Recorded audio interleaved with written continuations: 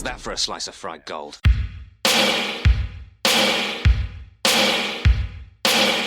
think this is a fucking costume? This is a way of life. I'll be back. There's a flesh wound. I'm not gonna hurt you. I'm just gonna bash your brains. Take your sticking paws off me, you damn dirty ape! I'm sorry, Dave. I'm afraid I can't do that. It's alive! It's alive! It's alive! I guess everyone's entitled to one good scare, huh?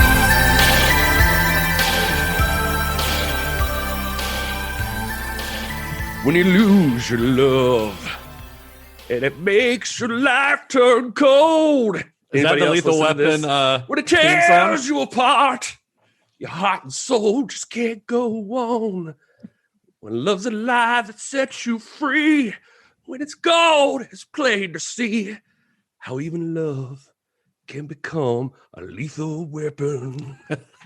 Gary's voice, like a warm hug. Oh man, who sang that? Do you remember? Honeymoon Suite is the name of that band. Yeah, I was watching the music video yesterday 5 times, and the lead singer is a very hairy man. Like he's wearing like the leather jacket, but like with the low cut tank top. I mean, it's everything 80s that you want out of a music video. It's just him and the band standing in like some kind of junkyard, just singing in front of flames and stuff, I think. But he has like a sweater on underneath his tank top of just man fur.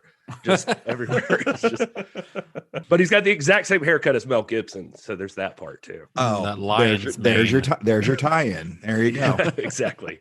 But I learned how even love can become a lethal weapon, especially if your wife dies in a car accident. Right. And you don't know what a hollow point is. Apparently, I'm also drinking Coors today in honor of Mel Gibson, and we're recording at 10 a.m. So just like him, I'm drinking.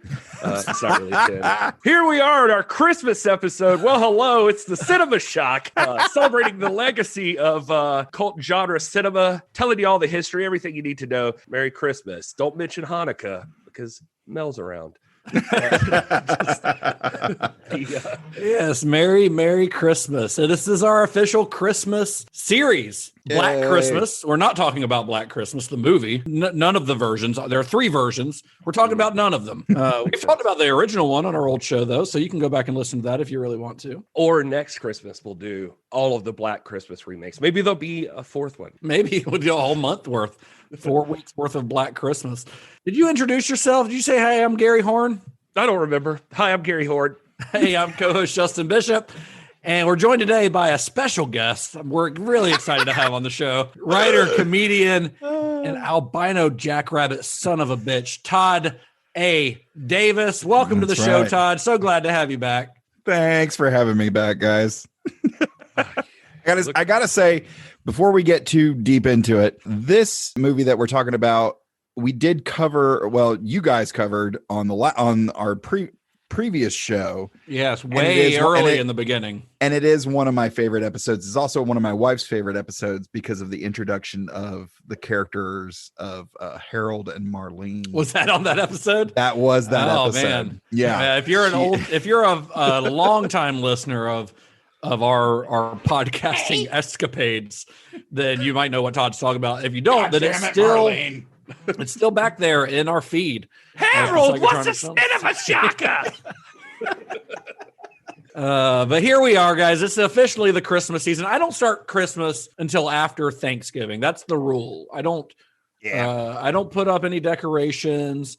I don't watch Christmas movies unless I'm watching them for the podcast because we record early.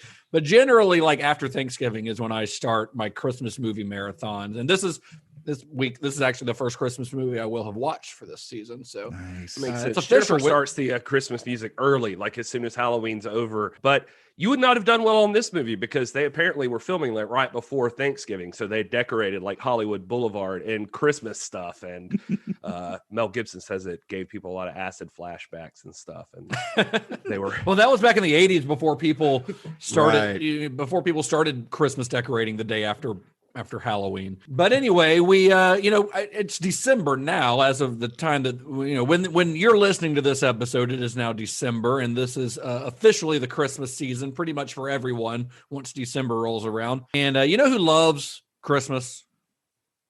Shane. Well, Todd. I do. Todd's pointing I at love himself. Christmas. I like Christmas. It's all right. I always get a little mushy. All of you listeners like Christmas if you're not a crotchety old prick. You know who really likes Christmas is Shane Black. Yes, Shane Black loves Christmas. Indeed. So for the next few weeks leading up to the holiday, the next 4 episodes, we're going to be covering a handful of Shane Black scripted action movies that are all set within the Christmas season. Shane Black is infamously...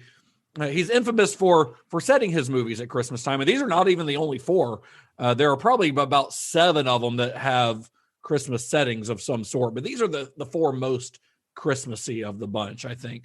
So to kick things off for this series, which we're calling Black Christmas, we're going to talk about the movie that really put Shane Black on the map and turned him into one of the most sought-after screenwriters in Hollywood. We're talking about 1987's Lethal Weapon.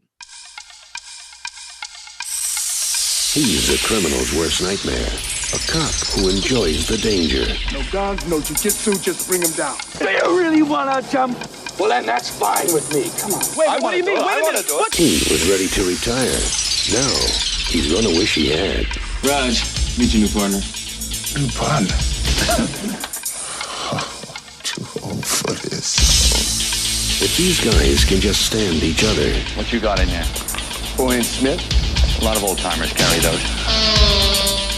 The bad guys don't stand a chance.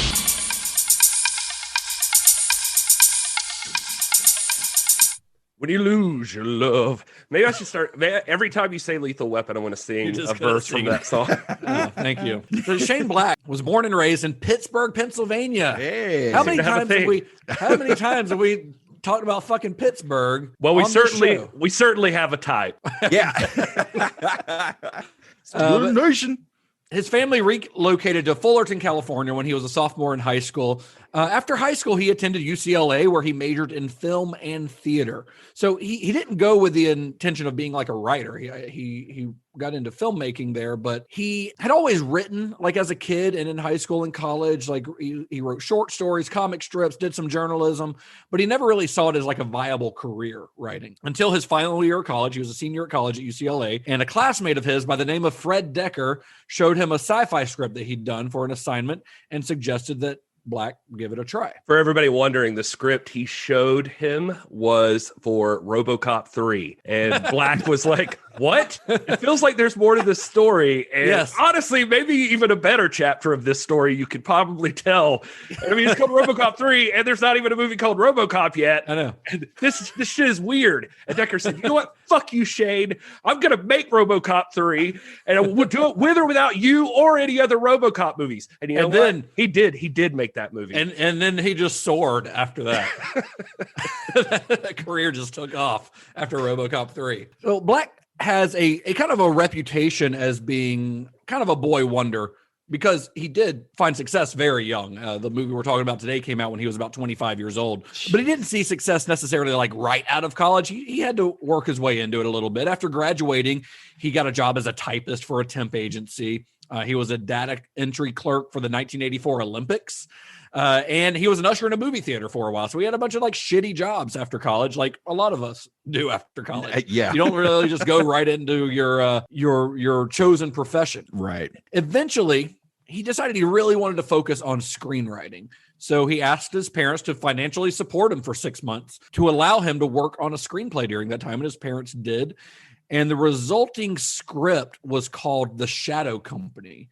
It was a supernatural thriller set in Vietnam that Shane Black described as a cross between Platoon and The Exorcist. Yeah, that sounds dope. Yeah, I would love to watch it. It never got made, but I would love to watch it. I felt like I saw Shadow Company somewhere listed on like IMDb. Like it's like he potentially was still like saying it's a thing. But yeah, I don't think that's probably true. Well, did any of this tie in to him getting the gig on Predator? No, we'll get to the Predator connection here in just a minute. But no, this had nothing to do with that. Oh, okay. Yeah, so why don't you just hold your horses, pal? Sorry. It's the Christmas ale, guys. Sorry. So at this time, by the way, he was sharing a house. I just saw this randomly. Sharing a house with like Fred Decker and Ed Solomon, who did like Men in Black and Charlie's Angels. Oh wow. They called it the Pad-O Guys. Pad-O Guys. Pad-O Guys. Didn't Ed Solomon write RoboCop? Did he? Maybe. Hold on. I'm going to click on him. Well, he wrote Bill and Ted's Excellent Adventure and Bogus Journey. And I don't know what I'm thinking of. That's close. They're both movies. They're all movies. He wrote some stuff, but they used to stay up till 2 a.m. dissecting John Woo fight scenes, not Very John cool. Woo fighting. That would be rude. So I've got this one where it's him and his wife, and they're talking about what to have for dinner. God, just really diving in on this one. While we're here on this trivia section, it also says he was 22 when he sold Lethal Weapon. he was 25 when it went into production, which is what I said. I'm just telling you. Gary, He says he sold it. Here's what we're not going to do on this podcast is we're not just going to scroll IMDb trivia and read it. People can do that shit on their own. All right, fine. We're telling the real story, the full story of the making of Lethal Weapon. Mm-hmm. Well, that's some context for you. Is that at 22 he sold it, but we're not there yet. We'll get there, and I'll bring it up again.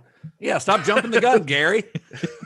So with the help of Fred Decker, the Shadow Company script landed Black and Agent, and which, of course, like it always does, resulted in a bunch of fancy, posh lunch meetings with mid-level studio execs. And he, he's a 22-year-old kid. He enjoyed the attention at first because, he was being wined and dined like he was a big deal. Yeah. When he had just been working as, an usher in a movie theater. But he soon realized that he was kind of wasting his time because instead of buying the Shadow Company, all these studio agents wanted was to give him an assignment. They wanted to hire him. And he knew that just was not for him. He wasn't a guy that would just be a gun for hire. Well, the thing to know about Black is, he's really complex because he's a very funny and smart guy. If you ever see him in interviews, it's fun to listen to him talk, but he doesn't seem to have like this very solitary side to him as well. I was like digging into stuff about him, and to hear him talk about it as a kid, he was very shy and reclusive. So all he did was read so much that he was like missing important moments in his life because he was just obsessed with this, that he wouldn't eat for like 3 or 4 days at a time to save lunch money to go buy detective novels that he'd have to sneak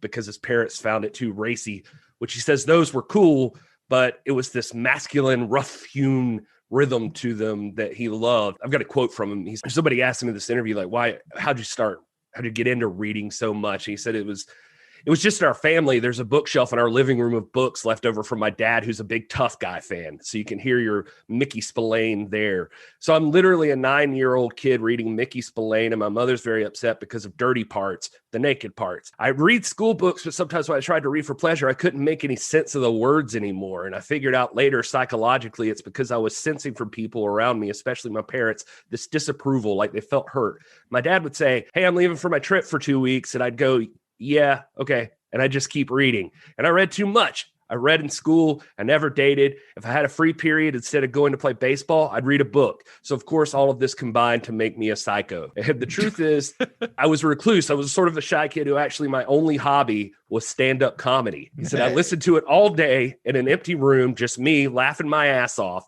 But that was my entertainment, and then books. I read so much that I developed dyslexia because my own mind seemed to rebel and said, "Look, you're not even saying hello to your mother and father anymore. You have to stop reading." Anyway, he's a real fucking nerd. Yeah.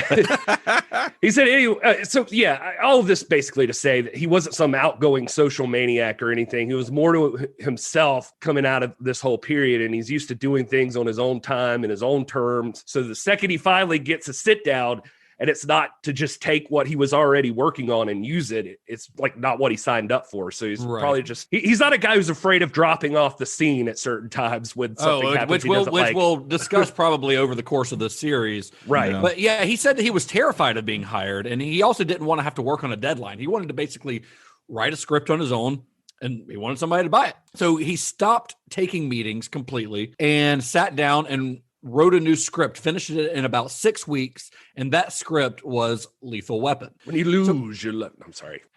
Black's goal with the script was to write what he described as an urban Western, which would be inspired by kind of the stuff, the kind of books that you're talking about that he read, Gary, but also by films like Dirty Harry, where, as Black says, the way he describes it, he says these are films about like a violent character who's reviled for what he's capable of and what he believes, and who is eventually recruited for being like the one guy who could get the job done, who could solve the problem. Now, according to Black, his first draft of the script was much darker and much bigger in scope than the finished film. The ending of that version of the script had a chase scene with helicopters and a tractor trailer full of cocaine that would explode over the Hollywood Hills, and with cocaine kind of snowing over that famous Hollywood sign. It sounded pretty rad. Yeah, that actually sounds really awesome. Yeah, he actually hated the first version of the script, and he gave up on it, threw it away at first. But he eventually picked it back out of the trash bin and rewrote it. And once he had completed it, his agent sent it to studios all around Hollywood, all of whom rejected it, until it landed on the desk of a Warner Brothers executive by the name of Mark Canton. And Canton took a liking to it. He brought along producer Joel Silver, who also loved it. And Joel Silver worked with Shane Black to kind of further develop the script. Yeah, if any of the listeners are, if you don't know who Joel Silver is, just go ahead and pull him up. And the thing that always sticks out to me about Joel Silver is hearing him talk about, and I mean, this is, further down the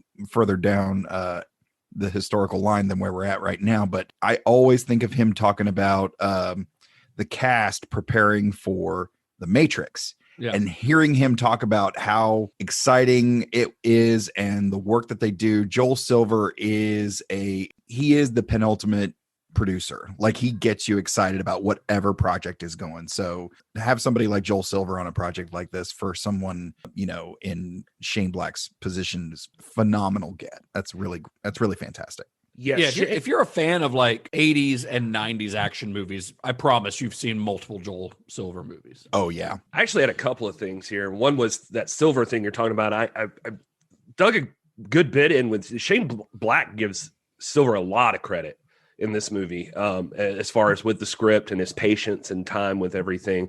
Going back to the script itself, though, if I could, I mean, I think it's appealing to know like a little bit of like how Shane Black, you mentioned the Dirty Harry thing. So like Justin said, society creates like the Frankenstein's monster that all of a sudden cleans things up, and then everybody gets too classy. And they don't like how dirty and grotesque this thing they made is. But violence, they don't give a shit what you think. It rears its head in ugly ways, and then it comes back. And the only thing you can go do is knock on Frankenstein's cage and let him out to like deal with the problem that's too much for you to deal with. Like, I mean, it seems like a pretty basic story, but it's fun. And that's like a big part of Shane Black's thing. The other thing is that I think he digs that Western thing. Justin mentioned that. Well, he was a fan of Walter Hill a lot too. Well, I was actually going to say is like, yeah, with the, one of his things was the disparate spirits make great stories. So that's that Riggs and Murtaugh thing. But yeah, he talks about being one of his mentors was William Goldman, who did Butch Cassidy and the Sundance Kid. William Goldman like literally wrote the book on screenwriting. Yeah. Nice. Yeah. And then the other one is Walter Hill. He describes Hill as having this very terse and slug-like prose that he really digs. Anyway, the way he decided to, 48 Hours, Walter Hill. I mean, you see that. Yeah. You see that DNA all over this movie. Right, exactly. Because, yeah, you got the Riggs guy who's everything we just described. As far as Murtaugh, he talks about being a fan of the simple guy, the street cop, the plotter, he calls him, talking about how they're just going through their day-to-day. They got a lot going on in their brain, but there's this raunchy, lanky, gruff rhythm about them, he describes, where they're shuffling around town, like in a town like Los Angeles, and they're just in the pursuit of justice. It's like a simple goal, but there they are, and they're wash and wear suits, he calls them, just pulling down a paycheck that's not very big, just trying to maintain this one thing. And he just thought these two things paired up so perfect, which is what he did in his script anyway. With that William Goldman, Walter Hill thing, he decided to find his own voice, and he's like, I'm going to mash these two together the best that I can and get the best of both worlds. So back to Joel Silver, I mean, the script he ended up with was like 138 pages long. And so he would eventually work with Silver on that. But like Mark Kenton's another guy that, you mentioned him too. And I know we're kind of trying to move along, but he's a big time player as a producer now, but at this time he was like a lowly exec at Warner Brothers. But to hear him describe it, there was something I was watching where he goes into detail about 86 around this time, where it's like probably like more what Shane Black would have, like Shane Black was just like a little too early that first time. It sounded like that this time when he had the Lethal Weapons thing, Canton describes that things were so much different than they are now. And then he's like, you could really get by on artistry because there was just, it's everything you think about with the 80s, he said, and not just like cocaine, but just fucking money thrown everywhere, like mountains of money in the studios where they're just like wanting to buy things. And he said there was a place there for if you had any kind of original idea in your head that you could make a shit ton of money and have people fight over you and bid for your idea. It was also more familial in the studios. Like everybody was kind of tight and they trusted each other. He says there wasn't this thought of everything's got to land perfectly. Some stuff with Terry, what's his name? Terry Semel and Rob Daly, who were like co-CEOs of Warner Brothers at the time. They said that they went in with a plan and like this time they were like tossing out at least 20 movies a year. Like they just wanted to throw them out there. And they knew some would be huge, some would be average, some would not make it. They'd completely miss, but they were more apt to gamble during this time. And so if somebody felt passionate about something, they'd follow along with it. So in this case, Joel Silver, he's passionate when he's on board. He is on board, man. Well, the first guy here is Canton, because Canton found this script that was being tossed around. He said that like, I think Fox had passed on it. And so Joel Silver calls it, after that, it went to the town. And so then the town's like tossing it around and thinking about it. But Canton immediately fell in love, went straight to the CEOs of Warner Brothers and said, I think we have to do this. This is the one. And that they were just kind of like, all right, fuck it. Whatever you need, let's do it. So where in the time, this is sort of maybe chicken and the egg, but was Die Hard before this? It's after. It is after? Okay, because we'll get to that as well. Riggs and Murtaugh have that authentic realism that ends up getting personified in John McClane. Yeah. But just to go back for just a second to something Gary said was they, the not the duality, but like the dichotomy of these two characters and how well it plays off of each other in action is so great, but it also works in comedy. Shane Black talking about comedy being a big influence. You look at stuff like The Odd Couple and, and where stuff like that comes into play here, of course, further down the road, and maybe Lethal Weapon, obviously being an influence, is something like Hot Fuzz, where you got the straight guy and you got the guy who's he's a little weird, he's a little off, but it works so well. To tie that into what you were talking about before, Todd, with like Joel Silver, the other reason I brought that other stuff up was I was going to say is like maybe some of it's not even budget was an issue as far as like the kitchen sink style script that Shane Black came in with. When it got pushed in front of Joel Silver fell in love with it, but he didn't think the magic was in all of the showy stuff. It was in that Shane Black was doing all of this work at a character level that he had never seen, especially in an action script. I think what usually makes Black scripts that they're more colloquial would be the word. Colloquial, and they're open. And so he finds like amazing stuff out of nothing going on in the scene. So when Joel Silver talks about the script, when he first saw it, after it got brought to him, was that it wasn't just hard-boiled tough guys. It was the rhythm. That's a theme, I guess, the rhythm of things. He said the rhythm in the writing of the two characters as well. Like when he talks about it, he always, everything I saw with him, he tells the story about like one of his favorite lines, like right off the bat that stood out to him is the part where Riggs and Murtaugh in the car and like Murtaugh's like, God hates me. He says, well, hate him back if it works for me. Yeah, and that's a good line. And he talks about like, is there anything or anybody you've met that you haven't killed yet? And he said, well, I haven't killed you yet. So he likes that rhythm and the dialogue back and forth with him. And he points out too, that despite what people think, there weren't a lot of action movies at this time. And especially not just popping up all over the place, especially good ones. He said, much less would you find like an action movie with actual character development and heart behind them. That's the key. Yeah. So he's Shane Black, though, to tie it all together, he was a huge fan of Joel Silver. He said that he was like the most available person in the world during this time, that he'd sit down rewriting in an office right down from Joel Silver, and all hours of the day would just keep going back and forth to Joel Silver's office to be like, all right, I thought of this thing. what if? And he would tell him, and Joel Silver would sit with him and like roll ideas around with him and toss them back and forth and stuff. Understanding that film is such a collaborative art, it really helps when all parties, including your quote unquote money guys, your producers, are involved in that artistic process and really, are a good sounding board of, because the artistic types are going to come with like a shit ton of ideas. A lot of them are not going to be good. So it's good to have a voice of reason to go, hey, I see where you're going. It is cool, but it's not going to work. So that's exactly right. Let's take these 10 ideas and boil them down to 3, Black credits Silver a lot, like when it comes to the script, but like Silver straight up says, like, the only thing that I did was I encouraged him to add more character stuff and focus in on that and subtract scale. Yeah. Because hell, you can have plot all day long and stuff blowing up and stuff, but if you don't care about your characters, hell, we talked about this on the old show when we were talking about Predator. You care about these guys, so it matters when something happens to them. Well, going to a couple of points, Gary, you mentioned Mark Canton. We mentioned Mark Canton, but you mentioned that he's a big producer now. Just to tie this into one of our previous series, he was a producer on George Romero's Land of the Dead. Oh, nice. Wow. Yeah. Nice.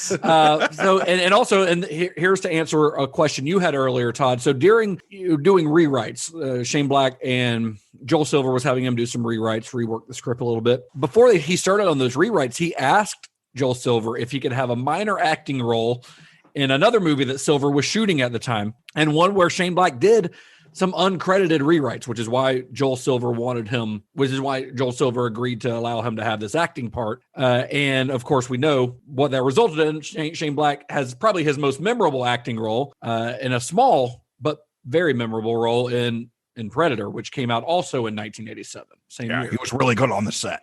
There's Jesse. So around the same time that he was working on this, he also sold another screenplay that he'd be working on with his old friend Fred Decker, which Decker would end up directing himself, called The Monster Squad. He also plays a cop in that movie, like in a brief cameo. It's a very, very small, small role. Black does? Yeah, Shane Black. Oh, that's cool.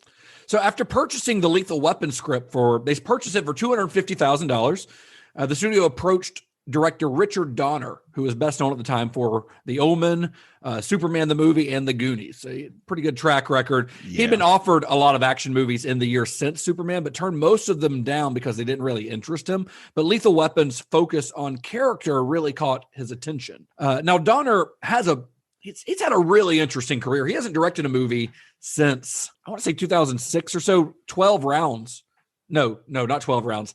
16 blocks. Not the John Cena movie. I was going to say, did he work with John Cena? No, 16 blocks with Bruce Willis. Blocks. Yeah. And Mos Def was his last movie, and that's been quite a while. But I mean, he's in his 80s now, I think. So he's all but retired. But yeah, he's been in the business for forever. Yeah, his career began in the early 60s. He worked as a gun for hire on a variety of TV shows for about a decade and a half before ever making a movie he made a couple of TV movies here and there, but his feature film debut was The Omen, which was 1976. God. Yes, but Grant, I mean, it's like, oh yeah, first time director, but not really, because he'd been making TV shows for 16 years or so at that point. Wow. He followed The Omen up with Superman, Lady Hawk, and The Goonies. So really weird filmography. That's what I was going to say. Really solid batting average. Yeah. How underrated is this guy? If he goes straight off The Omen, which is a certified horror classic, to do it possibly still the definitive Superman movie, right? And then directed for whatever reason is a lot of people's favorite childhood movie, The Goonies. Yeah, and redefining the action genre.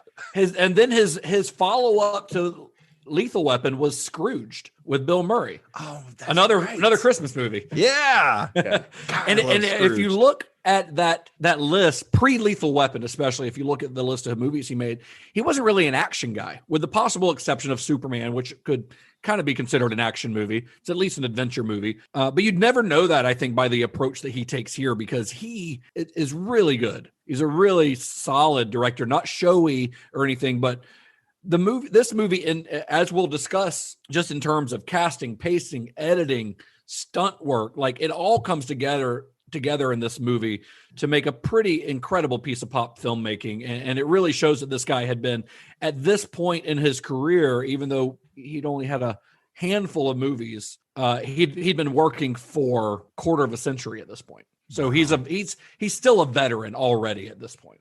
Well, to throw it back to the thing with WB and the Warner Brothers with as far as the familial thing, I think one way that ties in here is like with Canton and these guys. Canton was almost tasked with like, all right, whatever you need, let's put this thing together. Let's make I don't want to say a dream team, but like, no, that's fair. Get everybody together that you think is perfect for this job. Like, let's put everything into it. They wanted to have a good team. They wanted all big players, which is not what they necessarily went with in the end. But basically what I'm saying is they kind of nailed it because, I mean, this whole team basically ends up working on every single one of these movies. Like there's 4 Lethal Weapon movies and they do all of them. But, and at this time, going back to what they wanted to do, the first thing they wanted to do was hire a legit director, and Dick Donner was the first step. I call him Dick because we're buddies. Right. And I like saying Dick. Anyway, Dick describes, like when he talks about the movie, he describes he was reading it in bed one night next to his wife, and it sounds like almost just like let's get one thing out of the way so I don't have this tomorrow to worry about. And so he's just like reading through the script. But he says at the time he was never like interested in action scripts because everything he'd ever read was like just gratuitous and boring. He says, but he was reading this and then he was just like, shit, there's characters in this and there's a journey. And he turns to his wife and he says, I think you got to check this out. And he said he gave it over to her and she read it and she looked at him and was like, I think you have to do this. And that was that. And Shane Black, for the record, loved it because he said the second he had a conversation with Donner, he knew this is going to be interesting. And Donner wasn't the only director that they approached for it. The studio had also spoken to Leonard Nimoy about it. Yeah, who people forget was a director, was a 3 Men and a Baby, prolific. Well, yeah, that's what happened here. So Nimoy, he didn't really feel comfortable directing an action film for one thing, but he was already kind of in pre-production working on 3 Men and a Baby at the time. So he was already kind of committed to that. But despite the success of Lethal Weapon, Nimoy might have still had the last laugh because 3 Men and a Baby ended up being the highest grossing film of 1987. It beat out Predator, it beat out RoboCop, and it beat out Lethal Weapon. Wow. Like it was the #1 movie of the year. That's crazy. Isn't that wild? And also before signing on Richard Donner, Joel Silver's original pick was Ridley Scott. Oh. Not Tony Scott. Not Tony Scott, Ridley Scott, the guy who had made Alien, speaking of Walter Hill, Alien and Blade Runner, these dark movies. The studio actually did not want Ridley Scott because of Blade Runner's recent failure. And I mean, what? Ridley? Well, I mean, because like Blade Runner Weapon kind of has this noir feel to it. Sorry to interrupt. Blade Runner was a flop. Blade Runner lost Warner Brothers a lot of money. Really? Yes. Wow. Blade Runner was a major flop, a major disappointment. It didn't become a cult film until many, many years after its release. Okay. And Ridley had done action, of course, like he had done Black Rain with Michael Douglas recently, but that's a very humorless film. I think Black Rain is kind of a cool movie, but it's hard to see him tackling the humor of Lethal Weapon during this time period. Now, later on, a few years after this, he would do Thelma and Louise, and but the guy who they were looking at the time, I don't think would have been a good pick.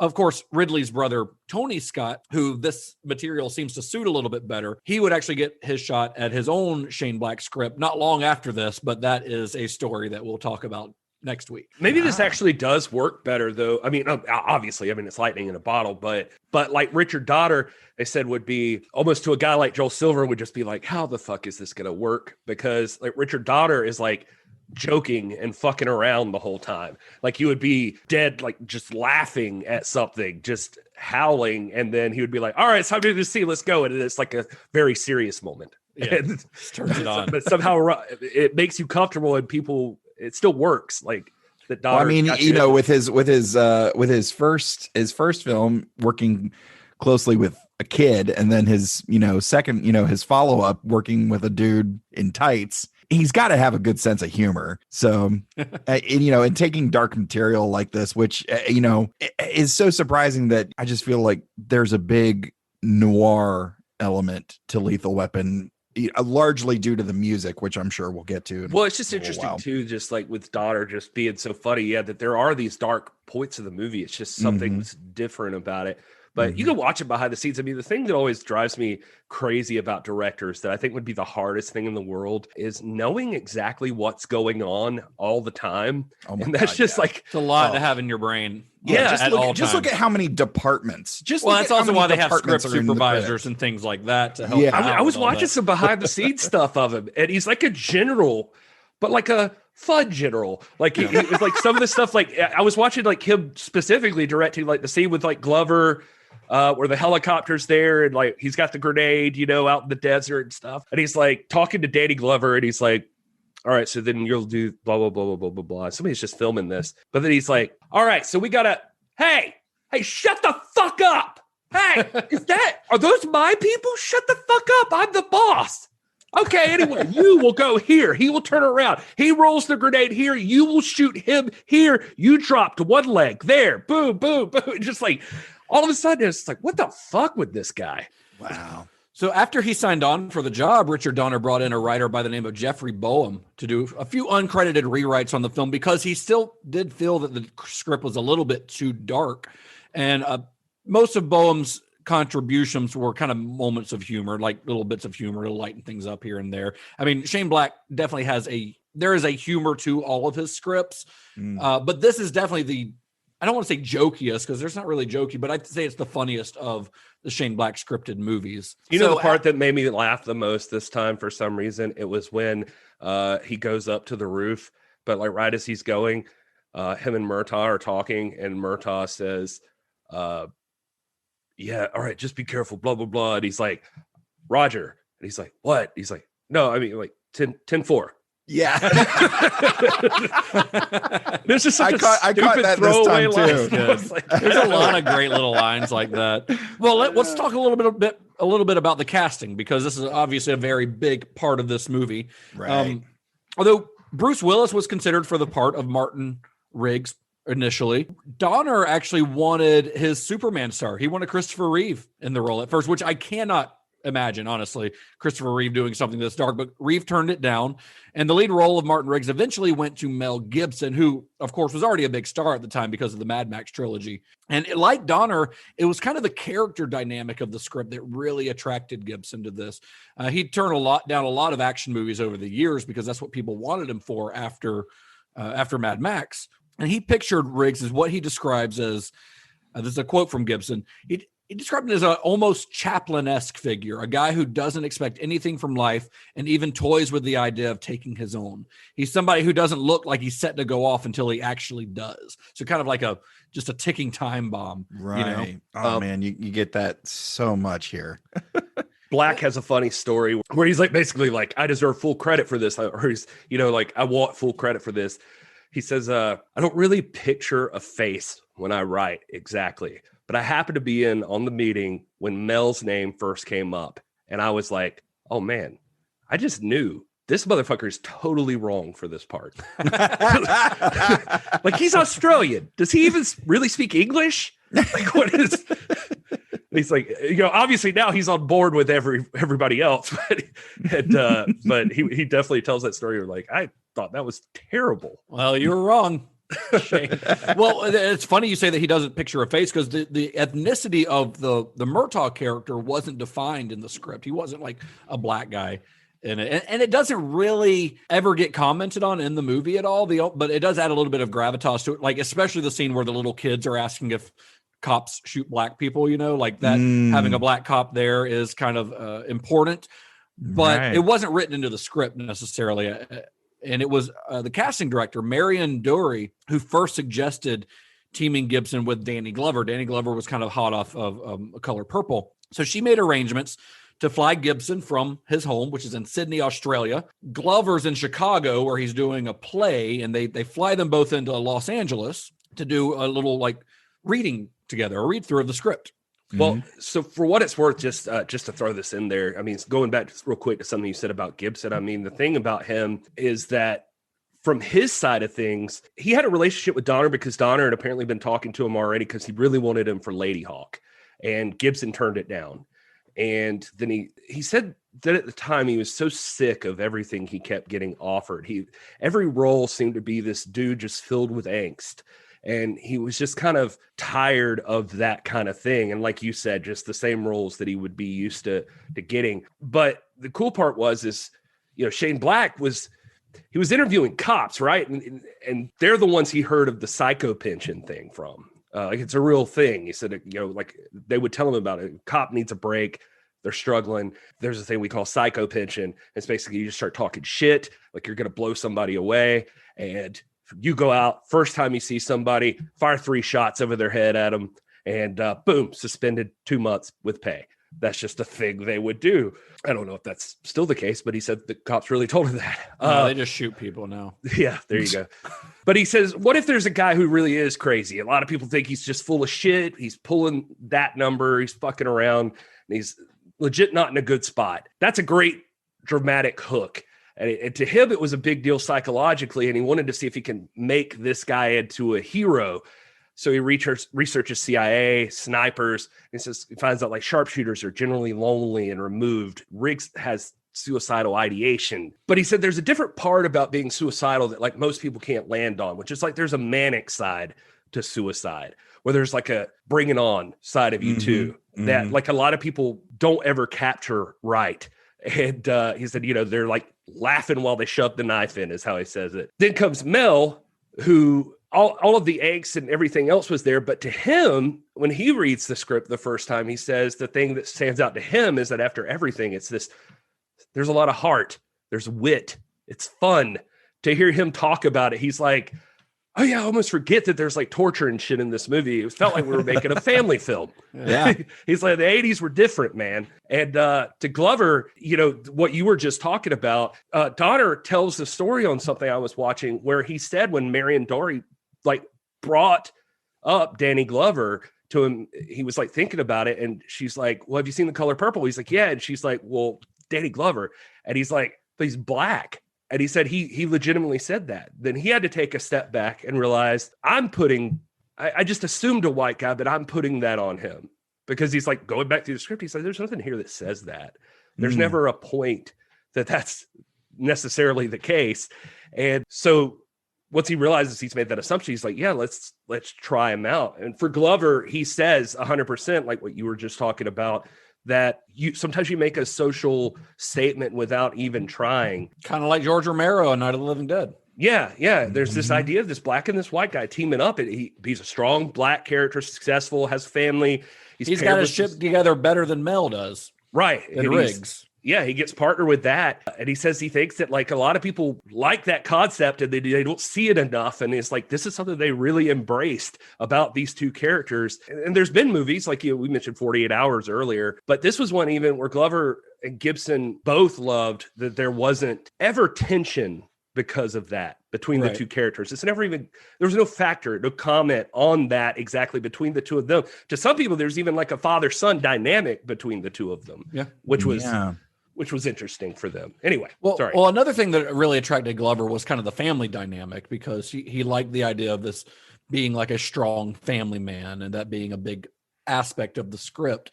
So they bring in both of these guys to do their read through, and the chemistry between them was apparent immediately. According to Donner, they were able to like find the characters completely in just that one reading. Like after 2 hours, he says that they had found humor where he had never seen it. They had found pathos where he had never seen it. He described the whole, like that whole first read through with these two guys as magical. Yeah. Glover tells the story about Canton sitting there in the room when they're doing the read through. And just as soon as it's over, they all look at him and Mark Canton's just like, oh, well, that's that. Let's make a movie. Yeah. Well, I mean, when it works, it works. There's no denying it. So they've got the two leads signed on. The next step is to cast the rest of the movie. And they needed to start with the film's kind of main physical threat, at least, which is Mr. Joshua, played by Gary Busey in the movie. So for this role, they wanted somebody who was physically imposing, who looked like he could be a threat to Mel Gibson when they fight. And Busey's a big dude. Busey was an established star at the time. He had actually been nominated for an Academy Award for the lead role in the Buddy Holly story back in 1978, but he hadn't auditioned for a role in a while. He'd gained some weight, but he had recently lost like 60 pounds, got back into shape, slimmed down. And you know, we think of him as a Hollywood bad guy now because he did this. He did like Under Siege, like that's kind of his thing. But this was actually, he had never played a villain before this movie. And he actually credits Lethal Weapon to reviving his career and giving him basically a second career. It's weird to think of him as physically menacing, but he really is in this movie. He's a big dude. Oh yeah. Yeah. It's interesting, but yeah, come on, man. He teams with, like, right after this, I mean, he lights up. It's like he's with Danny Glover in Predator 2, and then at Point Break, and like you said, Under Siege. Just love him in Point Break. Oh, so good. Other well, key you know, roles, his voice. To be honest, like physical stature aside, like even just the few lines that he has in this movie, I found myself sort of closing my eyes and just hearing the cadence, because I love a good villain, and just hearing the cadence of his voice and the calm, sinister tone that he's got. He definitely found like just awesome. a niche for himself in playing villains with. Yeah, love it. So other key roles that were cast include Tom Atkins as Michael Hunsicker, who we all know who Tom Atkins is. You know, John Carpenter's The Fog, Halloween 3, Night of the Creeps, of course, directed by Shane Black's old buddy, Fred Decker. God bless Tom Atkins. Also from Pittsburgh. Also from Pittsburgh. You had Mitchell Ryan as Peter McAllister, who's like the main bad guy, the general. He's a long time. Left his son at home over Christmas vacation. Yep. Yeah. Mitchell Ryan was a longtime actor, stage and screen. Probably best known for, at least to genre fans, for a role on the soap opera Dark Shadows. And also as Dr. Wynn and Halloween 6, or Halloween, The Curse of Michael Myers, the Man in Black himself. There he is. That's great. Or Trekkies might know him as Commander Riker's father. I was going to bring that up. Episode of The Next Generation. Yeah.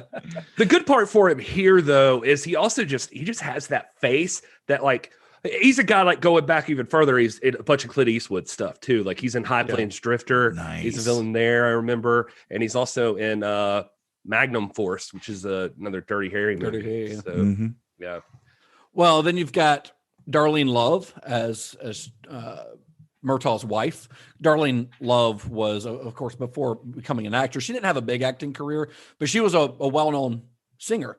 She was a member of the Crystals, the popular Christmas song, Christmas Baby Please Come Home. That's Darlene Love. She worked with Phil Spector a lot. Oh, wow. She's in the Rock and Roll Hall of Fame now. I think she got inducted about 4 or 5 years ago. She didn't have a big acting career, but she's in all of the Lethal Weapon movies. And then there's also a lot of these guys, these faces you see as like henchmen and stuff like that appear in this movie. I was about to say, don't forget our boy Al Leong. Al Leong as Endo, yeah. Oh, yeah. He was the Hatchet Man in Big Trouble in Little China. Yep. He's in Bill and Ted, and he's in Die Hard. He's in Die Hard. He's in everything. If there was a bad guy in a movie in the 80s, he's somewhere. Yeah, and his inclusion in this gives Mel Gibson a chance to use a racial slur. That's right. Which he does. Yeah. I think contractually he has that. Yeah, he also drops the F word in this. Yeah, he does. He does. You know, it's not an 80s movie unless somebody uses a homophobic slur. That was just standard back then. It's not a Mel Gibson movie unless somebody uses a racial slur. Yeah. But Al Leong especially, though, he definitely has one of those faces that you're just like, why do I know that guy? Yeah. Well, Edo Ross is in it. He plays like he's only in like one scene. He plays Mendez, the guy who comes to the general, you know, but he's in like Universal Soldier, Full Metal Jacket, Red Heat. He was Itchy in Dick Tracy, one of the henchmen in Dick Tracy. Yeah. So there's just all kinds of like well-known kind of character actors, 80s henchmen types in this movie. Incoming transmission. Hey folks, it's your old friend Mr. Todd A. Davis from the Cinema Shock podcast, here to ask, are you tired of seeing a random episode of Star Trek and thinking, I wonder where this falls into the overall prime timeline? I know I am. That's why I'm bringing you a new podcast covering the entire Star Trek franchise in chronological order. It's called Computer Resume Podcast. Each week, join me and a rotating panel of my family and friends as we boldly talk Trek like no one has before. If there's a joke to be made, we'll make it. And if there's a poignant discussion to be had, well, we'll try our best.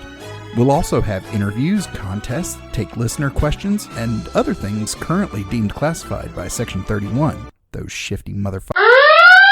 So join us every week starting in January of 2021 for the Computer Resume podcast, free wherever you get your podcasts. And be the first to hit us up online now at Computer Resume on Facebook, Twitter, and Instagram. Or email us directly at computerresumepodcast@gmail.com. The Computer Resume podcast, part of the Slice of Fried Gold Network. Hashtag LLAP. We'll see you soon. So the stunt coordinator in this movie is a guy named Bobby Bass. Bobby Bass was a martial artist, judo champion as a teenager. And it was then when he was practicing judo that he met legendary stuntman Gene LaBelle, who introduced him to the world of movie stunts. Now, I'm not going to go on a huge tangent on Gene LaBelle, but the dude... Judo Gene LaBelle.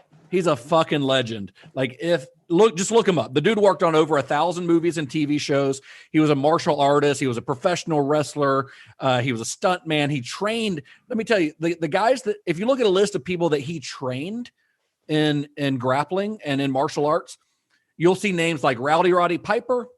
You'll see names like Chuck Norris. This guy taught Chuck Norris. Wow. So he's a badass. Jeez. And then Bobby Bass was in the military. He was a paratrooper. He was in the special forces. He became an instructor in the special forces. He also is a major badass. And Nice. Bass, he was the overall stunt coordinator for the film. He planned and supervised all phases of Gibson and Glover's pre-production training, which included physical conditioning, weight workouts, weapons handling and safety, martial arts. And now he didn't teach them martial arts himself, even though he was a martial artist. He brought in a guy named Cedric Adams as a technical supervisor. And Adams and Richard Donner kind of worked on Gibson's character on Riggs to really show, they wanted him to like be truly seen as a lethal weapon. You know, they wanted to show how dangerous this guy could be. So Adams thought the best way to do that would be to show his mastery of a form of martial arts that had never really been seen on screen before. Another theme. Yeah. So after discussing it with the second unit director, who was also a martial arts enthusiast and really into kind of like lesser known martial arts, a guy named Willie Simmons, they chose 3 different fighting styles. Mm-hmm. So Adams trained Gibson and Gary Busey in an Afro-Brazilian martial art called capoeira. Yep, It's kind capoeira. kind of a dancey, like it's very hard to describe, but go watch some videos. It's really cool to watch. Yeah, it's actually pretty dope. So is Brazilian Jiu-Jitsu.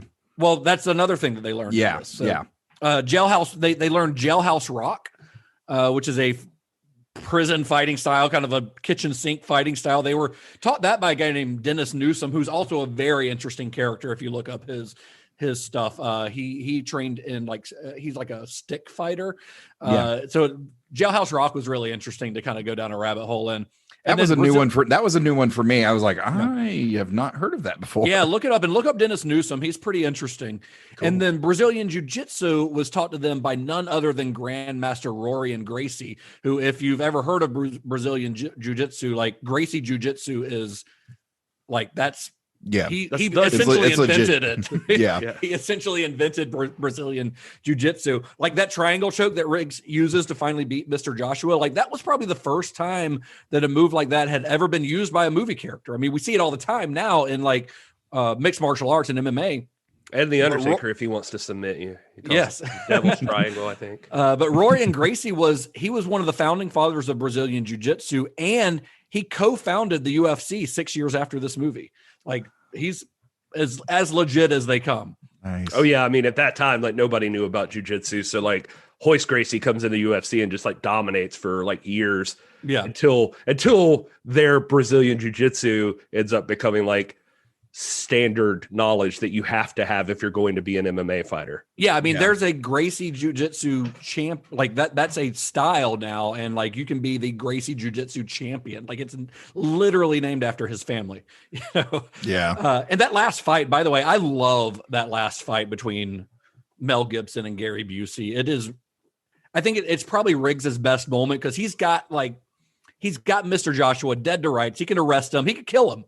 We can shoot him if he wants, but instead he challenges him to a fight, which I don't know. It's like the moment you really see how lethal he actually is. Like, I love the way that they shoot it. I love the chaos Like it looks like they're in the rain. It's really like a busted fire hydrant, I think. Yeah. But you've got this, so it's got this fire. So they're in the mud. You've got this growing crowd of cops around them while Murtaugh is like holding everyone back going, let them fight. I'll take any responsibility. And then you've got the spotlight and the noise from the helicopter. So it's really chaotic, but it's a really fun fight to watch. It's really bad police work. Yeah. but it's good filmmaking. Yeah. The film's score was composed by a guy named Michael Kamen, who had become known for scores on films like he did David Cronenberg's The Dead Zone. He did Terry Gilliam's Brazil. He did Highlander, except for the Queen songs, presumably. And then the guitar solo in Riggs' theme was performed by Eric Clapton, who Kamen had actually collaborated with on a BBC miniseries called Edge of Darkness, which coincidentally would be remade as a feature film starring Mel Gibson in 2010. And then, of course, the song Lethal Weapon, the movie's theme, made by Honeymoon Suite. How does it go? How does it go? When you lose your love. But Todd, you mentioned the score earlier, and it's kind of a cheesy, like, porn score, but I kind of like it for what it is. It's kind of it's noir-ish. Yeah, it's noir, but still very 80s. Yeah, it is very of its times, but it definitely made me think like classic noir, like the hard-boiled detective who's a little grizzled and the whole thing, and it just, I don't know, it just took me to that space. Yeah, the another since while we're talking about stunts, one I want to mention is, like, I always forget, like, every time I watch this has probably been a couple of years since I watched it, but even from when I was a kid, so despite laughing at Mel Gibson for saying he made a family film, I do remember seeing this movie when I was very young. The opening scene with the girl diving off the ledge, that scene always stands out to me. Yeah. And so I was digging on that one a little bit, like, just to see, because for some reason that image always gets me, and always just that she falls, and like you see her fall, and it doesn't look fake, and or at least like it's a real person falling. Yeah, it's a real person falling.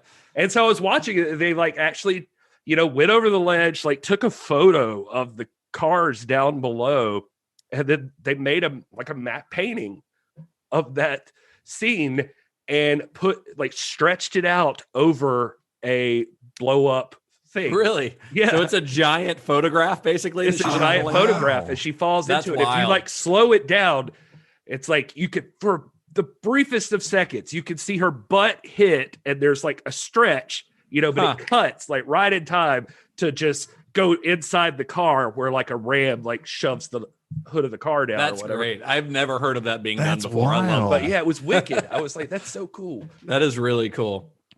So despite the film's Christmas setting, the film was released in March of 1987. Debuted at #1 at the box office, where it sat for 3 weeks. It was, of course, a major financial success. It brought in over $120 million worldwide. Budget was only $15 million on this, which, wasn't terribly low by 1987 standards, but wasn't very high either. So it still made a hell of a lot of money. It proved to be really popular with the critics as well. Roger Ebert gave it 4 stars. He said, I've seen it all, but this movie thrilled me from beginning to end. Like, Roger Ebert's review is a rave, like, the entire time. He talks about how he's always liked Richard Donner's work, but that with this movie, he's topped himself. And like, it's a great review to read. One of my favorite critical notes is from Richard Schinkel of Time magazine, who called it Mad Max meets the Cosby Show.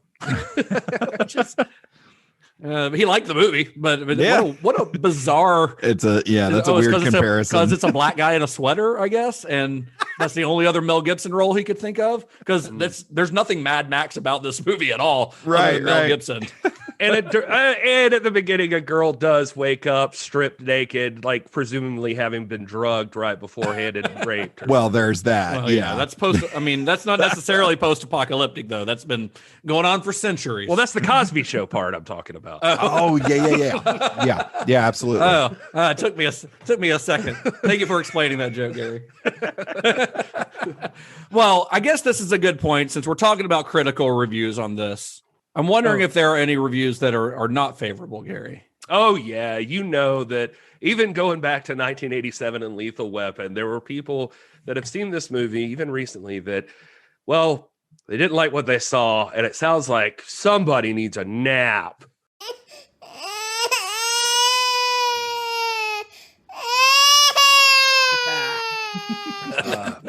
This is a real short one, but it's from Suya, who says, "Too much dialogue. My kids went to sleep." So, I mean, the kids got a nap, I guess. Yeah. But also this, it's a family movie. See? Yeah. Yeah, all the talk about the Vietnam heroin thing just really put the little ones to bed. Right. Moron. Clear. What's funny is, for what it's worth, there actually were very few 1-star reviews, like legitimate ones. Yeah, and that seemed like actual like people that just didn't like the movie. So I even had to go to IMDb, and I found this one from Clear Blue Peace, who says, "Okay, I'll admit that when I saw this movie upon release, I thought it was the most awesome cop movie I had ever seen. It's only upon looking back with the benefit of 21 years of experience that I can say it truly is a dumb movie, one that doesn't hold up to scrutiny, a total departure from real life. I don't know why they bother to make these brainless movies. Are they made just to placate the dumb crowd who wouldn't know real police activity if it jumped up and arrested them? This series got stupider and stupider as it went along, more insulting to viewers' intelligence in each installment. Eventually, they become a political vehicle for gun control messages, showing the public the evils of cop killer bullets. You know, the handgun caliber ammunition that can punch right through the blade of a front end loader? Grown. Yeah, right. I'll never watch one of these movies again. They're for idiots." Wow. Now, this may be the last one here. Is I just went looking around and I found Common Sense Media, and I don't know. Oh no. Well, I know all about Common Sense Media. I was about to say, I don't know if they just need to be. We should always just say what Common Sense Media says about all of the movies that we talk about. Yeah, because they have a good, like, what parents need to know, and then isn't any good. So here's what Common Sense Media says. Parents need to know that although Lethal Weapon, which stars Mel Gibson in one of his signature roles, is considered an iconic action comedy, it has a lot of graphic violence. And despite the comic moments, the tone is often quite serious. It treats the deaths of villains and innocent civilians in a very casual manner, as if killing bad guys is simply part of the job of being a cop. The only violence that seems to have any psychic toll is the harm done to young, attractive women. Sex is portrayed only in the context of prostitution and murder. There is female nudity and naked male backside. There is frequent profanity. Mel backside? Mel. Oh, clever. Hey. There's frequent profanity, Seeing including his fuck. down under. Characters are shown smoking cigarettes and drinking beer throughout the movie. One of the main characters is shown intoxicated as he holds a gun to his head. Early in the film, a woman is shown snorting cocaine and swallowing pills before falling to her death from an upper floor high-rise. A character is hung from a ceiling and tortured with electric shock. Jumper cables are pressed against his body. Another character is tortured by having salt rubbed in his wounds. Is it any good? Lethal Weapon is an unsubtle action movie that trades intrigue for visceral emotion. Angst hangs over much of the film. The world is populated with vengeance-crazed murderers and lonely suicides. Writer Shane Black peppers this movie with gallows humor, and veteran action director Richard Donner keeps things lean and mean, refusing to complicate the simple drug-running plot with so much as a twist. The film caters to the audience's bloodlust, allowing us to relish Riggs' ruthless retribution by making him pay for his sins with his sanity. The violence is justified only in the sense that the bad guys are drug-running murderers and so deserve to die. Gibson excels at playing the dispenser of righteous violence, and he's a tragically flawed action hero. Lethal Weapon is suspenseful, but never quite achieves the fever pitch of a Die Hard film. It is more interested in justifying violence than making the audience think. That's Common Sense Media. Well, Can I just say, though, that legitimately the scene it describes there with Sad Mel being sad and the real tears, that actually legit is pretty fucking sad. Like, it's very fucking sad. Yeah. That's a really great job for Mel Gibson right there. Yeah. And he's really good in this. Yeah, I was watching some stuff from them. They apparently like drug that trailer around all over the place, and it just never felt like they got that scene right. They kept asking. They said like 5 o'clock every day they talked to him, like, do you want to try that? Do you want to try that? And Donner said finally, like just one day, like they happened to have it on standby, but like Mel came up and said, hey, you want to do that scene? I'm ready. And they're like, okay. And so they go jump in the trailer and everything was already set up, and he sits down and just does it. And wow. and he said that everybody in the room was just like, oh shit. and like just upset. And, like daughter ran up and grabbed the gun out of his hand. Like, and Mel's like, they weren't real bullets. And he's like, yeah, but you kept hitting yourself in the head with it. He was like, I was just worried about you. So despite what the common sense media thought about the film, it was massively successful, massively popular, and it resulted in 3 sequels, all of which were very successful. It resulted in a TV series that premiered in 2016 and ran for 3 seasons and was apparently pretty fun. I think it just kind of the guy who played Riggs was a dick and ended up getting fired, and then Damon Wayans, who played Murtaugh, decided to quit the show. So without Riggs and Murtaugh, you don't have much of a TV series. And then, of course, in what I consider the best part, the most important part of Lethal Weapon's legacy, it got a spoof film in 1993, which I watched last night, called Loaded Weapon 1, starring Emilio Estevez, Samuel L. Jackson, Tim Curry, William Shatner, and John Lovitz, and many, many more. Is William Shatner the villain? William Shatner is the villain, and Tim Curry is the villain's main henchman. Nice. William Shatner's got a great mustache in it. Whoopi Goldberg's in it. Like it's stupid. It's a stupid early 90s spoof movie, but I laughed a lot while watching it last night. Nice. Loaded Weapon 1, right? Loaded Weapon 1, National Lampoon's Loaded Weapon 1, if we want to get technical. Nice. Some of those spoof movies were actually pretty fun before Scary Movie came along and fucked us. Well, the first Scary Movie was pretty good. I would blame more like the Not Another Teen movie guys, those guys. I just blame Scary Epic movie for starting that trend. So you're right. Not Another Teen movie. Yeah. So, well, its real legacy lies not in necessarily its sequels or its spoofs, but really in the films that kind of followed in its wake, I think, because much like we talked about how The Dark Knight kind of changed comic book movies forever, Lethal Weapon kind of changed action movies forever. And much like we talked about how George Romero's Night of the Living Dead created a whole new horror subgenre, Lethal Weapon essentially created a whole new action movie subgenre because it gave us the buddy cop movie, or at least it defined what the buddy cop movie was. Because there had been some buddy cop movies before, like we mentioned 48 Hours earlier. That could probably be put in that category. But although one of them wasn't a cop, I believe one of them was like a con, right? I think Eddie Murphy was like a con. Axel's like a con. And you could even, hell, if you wanted to, you could go look back at Akira Kurosawa's Stray Dog. Wait, his or In the character's Heat of the Axel Night. in that movie? Huh? What? In 48 Hours, his name's Axel? Oh, wait, I'm thinking that's his name in Beverly Hills Cop. I was about to say, I was going to say, that is weak. Why is Eddie Murphy always named Axel?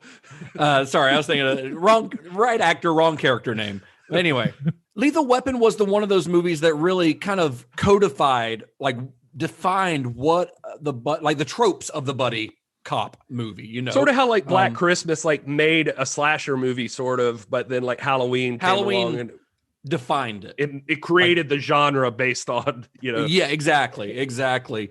I mean, this was the movie like Halloween. This is the movie that other movies in that subgenre were trying to ape. This is the one that movies that when Friday the 13th came out, it wasn't trying to be Black Christmas. It was trying to be Halloween. You know, when Rush Hour comes out a decade later, it's trying to be the new Lethal Weapon. It's not necessarily trying to be the new 48 Hours, if that makes any sense, you know. Right. The movie also established the voice of Shane Black, whose films, as we'll see in the coming weeks, they often feature these like these tough guys, action, wisecracking dialogue, and usually a pretty complicated plot that's, if you really think about it, is almost silly in how complicated it is. That happens in a lot of his movies, you know. And then at the heart, though, of all of his movies, I think, are the characters. I think that's why they work so well. And in the case of this one, 2 iconic characters played by 2 iconic actors. And I mean, like Martin Riggs, I think, is one of the best characters in movie history. I mean, that sounds hyperbolic, but he is an iconic character. And we won't get too much into, you know, Gibson's personal life. It doesn't change the fact that he gives an incredible performance here. Well, let's give some props to Murtaugh here. Everybody knows I'm too old for this shit. No, Murtaugh's great as well. I mean, that's the thing. They work so well together.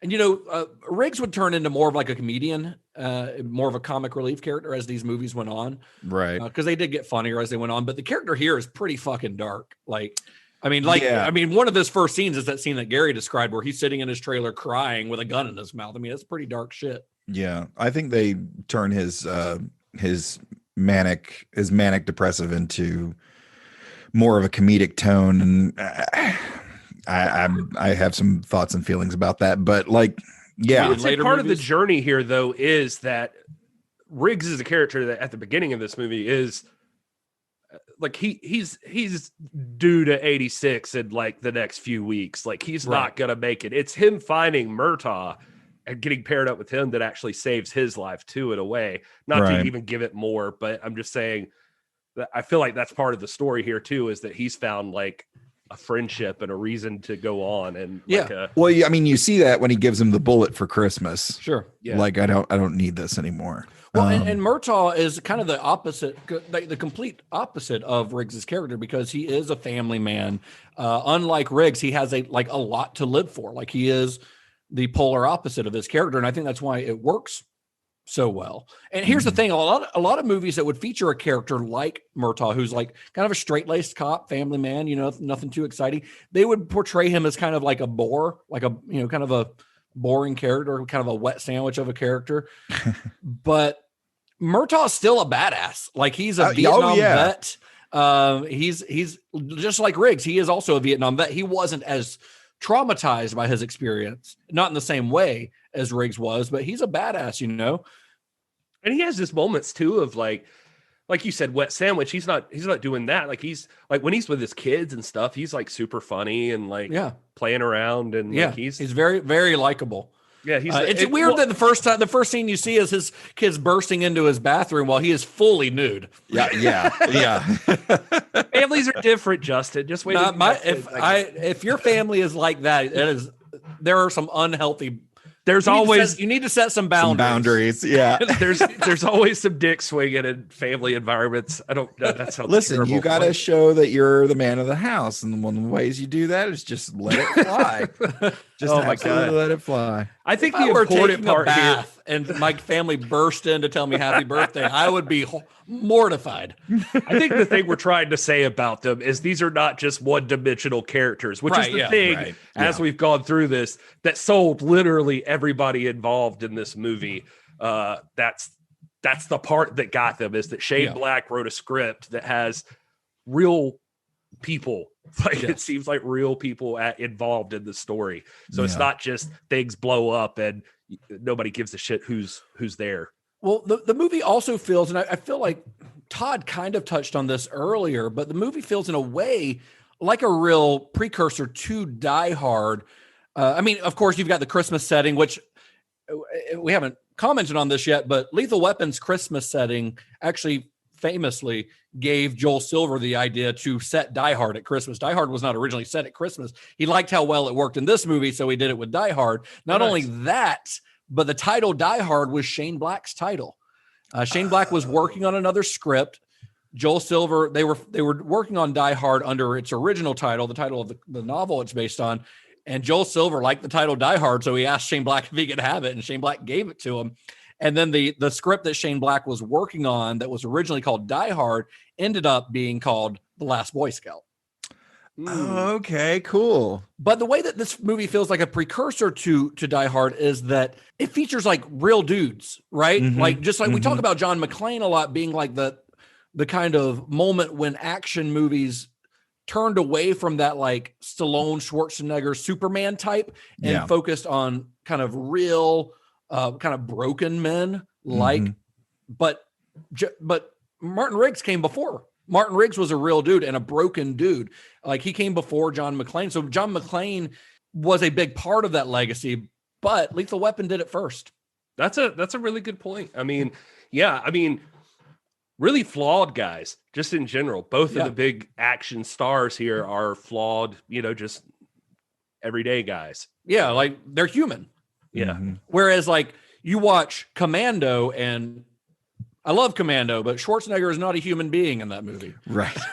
He is nothing he does is anything that a real human being could do. I mean, I think in the opening scenes of Commando, you literally see him like pushing trees around or something, like logs around and working out. Yeah, it's insane. But okay, so one other thing that we have to talk about, of course, because this is the entire basis of this series that we're doing, is the Christmas setting and Shane Black's obsession with Christmas. So when he was asked about this Christmas obsession back in 2013, this is what he said. He said, "Christmas is fun. It's unifying, and all of your characters are involved in this event that stays within the larger story. It roots it, I think. It grounds everything. At Christmas, lonely people are lonelier, seeing friends and family go by. People take reckoning. They take stock of where their lives are at on Christmas." So that makes a lot of sense because he's using Christmas to show how feelings are kind of amplified during the holidays, you know? Oh, yeah. And because his scripts are so character-based, it's actually a very clever move. I mean, like you said, lonely people are lonelier at Christmas. Like there's a reason that the suicide rates go up at Christmas time. And of course, that's a major component of the Riggs character. Yes, he always is missing his wife because she died. I think they'd say she died like a few months before. Yeah, a few months, maybe 6 months. So this is his first Christmas without his wife. Yeah. So he's been missing her for 6 months, but then the holidays hit and you see the Christmas lights and decorations everywhere. And that just amplifies that loneliness, you know? So it's interesting. Like I was reading this Entertainment Weekly interview with him too, where they asked him about it. He was like, "It's not in everything." And they're like, "It kind of is. It kind of is in most things." And he says, he finally admits, he said, this is a quote from the interview. He says, "It tends to be a touchstone for me. Christmas represents a little stutter in the march of days, a hush in which we have a chance to assess and retrospect our lives. I tend to think also that it's just informs as a backdrop. And first time I noticed it was in 3 Days of the Condor, the Sidney Pollack film, where Christmas in the background adds this really odd, chilling counterpoint to the espionage plot. I also think that Christmas is just a thing of beauty, especially as it applies to places like Los Angeles, where it's just not so obvious and you have to dig for it, like little nuggets. One night on Christmas Eve, I walked past a Mexican lunch wagon serving tacos, and I saw this little string, and on it was a little broken plastic figurine with a light bulb inside it of the Virgin Mary. And I thought, that's just a little hidden piece of magic. You know, all around the city are little slices, little icons of Christmas that are just as effective and beautiful in and of themselves as any 40-foot Christmas tree on the lawn of the White House. So that, in a lot of words, is the answer." Yeah. And he's right, though. I think like aesthetically, it changes the feel of the movie. Like he's saying with 3 Days of the Condor, because it creates a sense of irony by kind of juxtaposing kind of the jolliness of the season, the brightness of the lights with kind of the darker elements of the story, you know, like in that opening scene that Gary described earlier, where the girl jumps off, or we find out is thrown off of the building set to Jingle Bell Rock, right? Yeah. Like that's a great use of that song. And it's a great juxtaposition between a song that we normally associate with being, you know, fun and festive with a very dark scene, you know?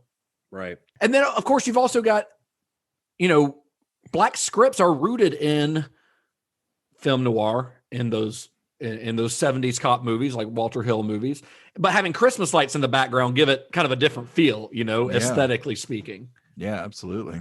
Another interesting fact about it is that, you know, one of the best scenes or most Christmassy scenes is the Christmas tree truck scene where you first meet Riggs. Coke. One of those guys, and I have to think it's the one that ends up putting the gun to Riggs's head because it just looks right, is the father of Anthony Kiedis of the Red Hot Chili Peppers. Oh, really? So just an extra little fun fact for you. Interesting. Nice. One thing that I love about the Christmas setting, though, and I think this is something we'll probably see over the course of these episodes we're doing in this series, is how it also highlights the idea of kind of creating your own family to spend time with during the holidays. Yeah. Because his movies are always about these kind of mismatched people, these kind of screwed up people, finding other screwed up people to spend their time with. Because Murtaugh's not really that screwed up, but he's got some anxiety about his age and things like that. And we'll see in further films that we're going to talk about in this series that this really becomes a thing where two people who are kind of screw ups find each other and find someone that they can relate to. You know, it's this kind of found family concept. And it kind of makes his films oddly comforting, I think, because most Christmas movies are about spending time with family, blood family, you know, with spending your time with your immediate family, or they're sometimes about romance, you know, but his movies kind of take a different route. And I think it makes them appeal to people who don't have those things and can't relate to those things, because it is not everyone can watch like Home Alone and relate to when Kevin and his family reunite at the end. They've never had that before. Yeah. But they've been alone on Christmas. So like Murtaugh or Riggs rather is somebody that they can more relate to. But then you have these characters finding each other. Like you've got in a lot of these movies we're going to talk about, a lot of characters find redemption and they find kind of a rebirth, which are both major themes during the Christmas season, especially in like, if you think of Christmas in the context of like the Christian faith, rebirth and redemption are major factors. So I think it's really interesting that, in the case of this, we'll talk about this in future episodes, but in the case of this one specifically, Riggs finds a reason to live. That's a major character arc, he finds a family. He finds a family that is accepting him when he doesn't really have a family of his own. He finds Murtaugh's family because at the end of the movie, he's going to have shitty Christmas turkey with him, well, and that's why he, Todd mentioned this earlier, but that's symbolized by him giving Murtaugh that bullet at the end of the movie because he doesn't need it anymore. Yeah. And it's for the listeners to kind of pull the curtain back on the dynamic between the three of us. We've been getting together. Of course, until this year, we've been getting together every year for Halloween, Thanksgiving, and Christmas. And to be honest, even, I have family that live here in town. Of course, me and my wife are, together and everything, but it's these for the Davis household. We really enjoy getting together with the Bishops and the Horns and the rest of our little motley crew. And it's that family that we've chosen. I think for most of us in our friend group, like those are everyone's favorite. That's their favorite day of the holiday season. It really is. Is. We look forward to those more than actually having to get together with our real families. Family. This Christmas, I'll be spending mine with a gun in my mouth. I'll probably have a bunch of little kids walk in on me in the tub. So it's especially not okay if it's staged. Todd. I'll be doing a lot of cocaine. So and you don't have children. So. Oh God! So we have really personified this movie between the three of us. We're working on it. Yeah, we're like, here's something to make you feel especially bad. By the way, that stood out to me this time is Danny Glover was 40. Like he's playing a guy who just turned 50. He was 40 as he. I was wondering that. And I meant to look it up, but I mean, he comes across. I think that he comes across okay as older than 40. Right. I think that's partially he's got an older look. He's always had an older look. Danny Glover's one of those guys who's always looked a little older than he actually is, but they dress him like in sweater vest and shit. Like they dress him like an old man. Well, I saw an interview with Chris Rock where he was also, that means that I'll be, that's where I was going to depress you. It's like we are too old for this shit. We're that age right now, which is so fucked up to think about. But no, I saw an interview with Chris Rock where he was like, I think he shows up in like 3 and 4 or something. I think he shows up in those Lethal Weapon movies, but they're interviewing him on the set of one of those, and he's like, Danny Glover was younger than I am now when he started shooting these. He's like, that shows you how much easier it is to be black in Hollywood than it was when he was around. He was like, because I look really good. And that motherfucker looked old as hell. He looked old as hell. Sorry. That's good. That's all I'll get away with. Hey. I liked it. I thought that was excellent.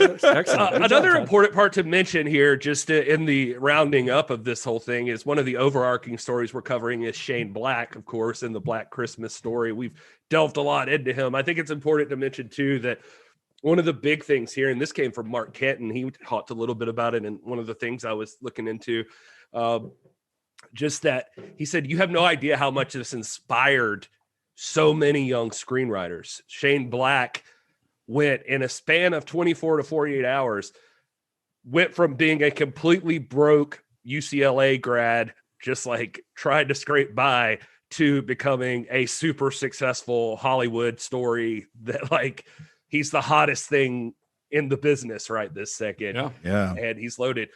And it also talks about this, and I Googled it. He said also went on to, he went from being the shy, reclusive person to all of a sudden right around this time became, besides an uber successful Hollywood writer, he breaks out of his shell and becomes known for throwing the most legendary Halloween parties every year in Hollywood. Nice. And you could Google it. And there's pictures, and it's like everybody who's anybody's there. It's hundreds of people in this mansion, and it is like everything you think about the crazy shit that happens in Hollywood is like these parties that Shane Black threw, where it's probably like mountains of cocaine and rivers of booze and people just naked and just doing fucked up Hollywood shit.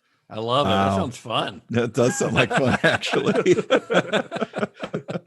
Oh man. Will you guys have anything else to add here? No, I love this. This is great. I'm gonna have to expand my Die Hard watching at Christmas time to a double to a double feature and do Lethal Weapon and Die Hard. I was thinking about that this time. All of these movies are great. It's almost kind of sad that Lethal Weapon doesn't get its props. Like there's a big run on Die Hard. You know, every year you get that discussion Is about Die Hard a Christmas movie. Yeah, every single year now it's like a thing. But it's like, man, Lethal Weapon deserves some love in there too. Yeah, I agree. Oh, yeah. So next week, we're moving on to the next Shane Black script to be produced, which was a film from 1991. Another, Shane Black staple, another mismatched duo star. This time it's Bruce Willis and Damon Wayans in Tony Scott's 1991 action film, The Last Boy Scout. You can find it online. It's pretty easy to find, to rent or stream. You guys head to cinemashock.net if you want links on where you can stream it at any time. And that's about all we got. I guess this is a wrap up of Lethal Weapon. It's week 1 of Black Christmas. I'm excited to talk about the rest of these movies. Yeah. Some of these, The Last Boy Scout in particular, I have not seen in a very long time. The others I've watched more recently. So I have the VHS of The Last Boy Scout, and it's been years and years since I've seen it. But I watched a ton when I was a kid. Also has a very young Danielle Harris, who, this is not creepy when I say this, early on became a crush for me, and I was the same age as her, so it was okay. But I liked it because of her, I remember. And also, I just remember really thinking it was a cool movie. Yeah. Because this is the one with the football stuff, right? The football stuff, yep. Yeah. That's the one. I don't think I've ever seen it. Well, get excited to watch it. It's I am. Fun. I'm very excited to watch it. It's definitely the one of the series that I've seen the least. So I'm excited to check it out because it's been years. Well, hey guys, what did one shepherd say to the other shepherd? Let's get the fuck out of here. Let's get the fuck out of here.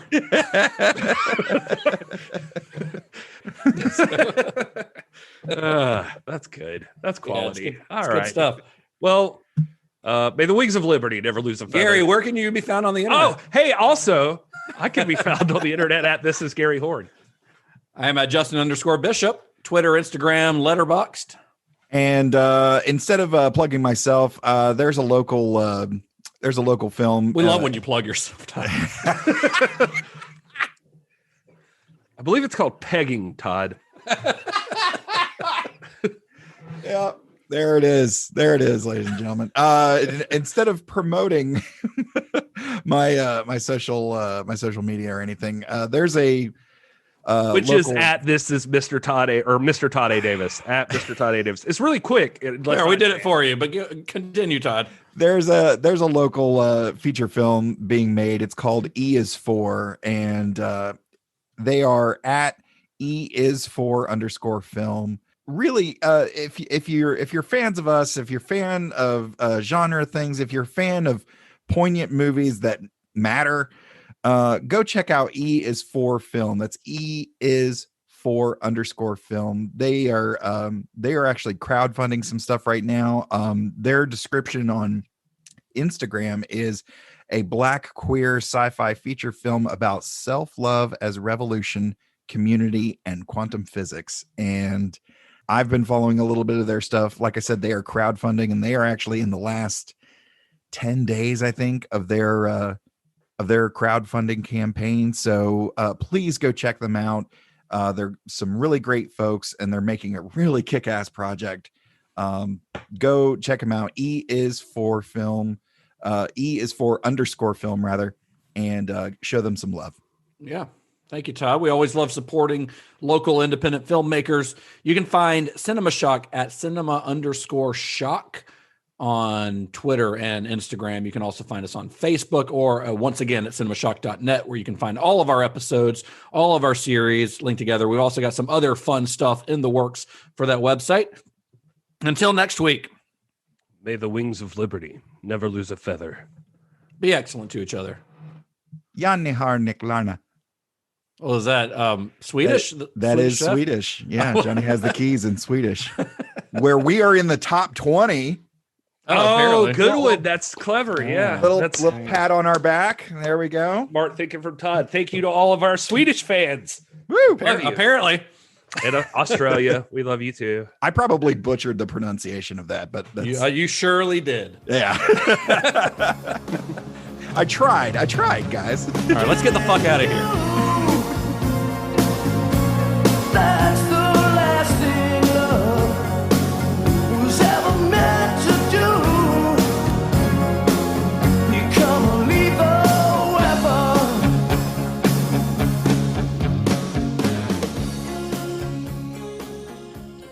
Describing all the violence, did either of you guys get a boner? No, Todd.